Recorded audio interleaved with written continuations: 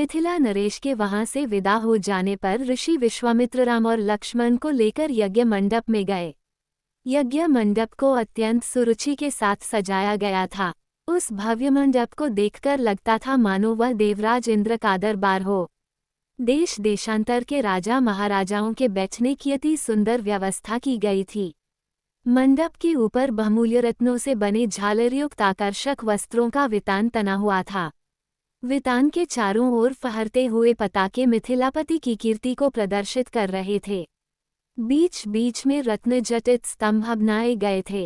वेदपाठी ब्राह्मण एवं तपस्वी शांति पाठ कर रहे थे। देदीप्यमान वस्त्राभूषणों को धारण किए राजकुमार अपने अपने आसनों पर विराजमान थे। ऐसा लग रहा था मानो सैकड़ों इंद्र अपने वैभव और सौंदर्य का प्रदर्शन करने के लिए महाराज जनक की यज्ञ भूमि में एकत्रित हुए हों।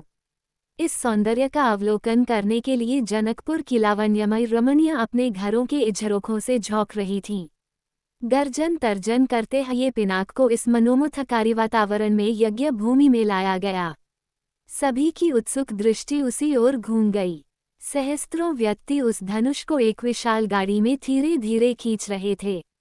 उस विशाल कायबज के समान धनुष को देखकर बड़े बड़े बलवानों का धैर्य छूटने लगा और पसीना आने लगा। पिनाक को यथास्थान पर स्थापित कर दिया गया। राजा जनक के ज्येष्ठ पुत्र सीताएव उनकी सहेलियों को साथ लेकर धनुष के पास आए और बोले, हे संपूर्ण संसार के राजाओं और राजकुमारों, महाराज जनक ने प्रतिज्ञा की है कि जो कोई भी महादेव जी के इस पिनाक नामक धनुष की प्रत्यंचा को चढ़ाएगा उसके साथ मिथिलापति महाराज जनक अपनी राजकुमारी सीता का विवाह कर देंगे। राजा जनक की इस प्रतिज्ञा को सुनकर राजा और राजकुमार बारी बारी से उस धनुष पर प्रत्यंचा चढ़ाने के लिए आए, किंतु भरपूर प्रयास करके भी उस पर प्रत्यंचा चढ़ाना तो दूर उसे हिला भी न सके। अंत में वे लज्जित हो सिर झुकाकर तथा श्रीहीन होकर इस प्रकार अपने अपने आसनों पर लौट गए जैसे कि नागराज अपनी मणि ग्वांक लौट आते हैं। इस प्रकार एक एक करके सब राजाओं और राजकुमारों को विफल मनोरथ होकर लौटता देख महाराजा जनक को बहुत दुख हुआ।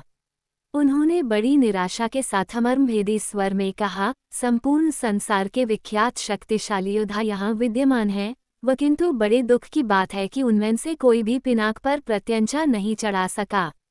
उनकी इस असफलता को देखकर ऐसा प्रतीत होता है कि पृथ्वी शूरवीर क्षत्रियों से खाली हो गई है।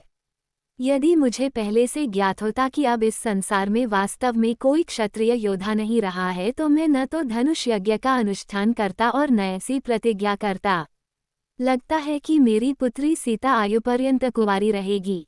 परमात्मा ने उसके भाग्य में विवाह लिखा ही नहीं है। महाराज जनक की यह बात सुनकर उन सभी राजाओं और राजकुमारों ने, जो अपनी असफलता से पहले ही लज्जित हो रहे थे, क्षुब्ध मन से दृष्टि नीचे झुका लिया।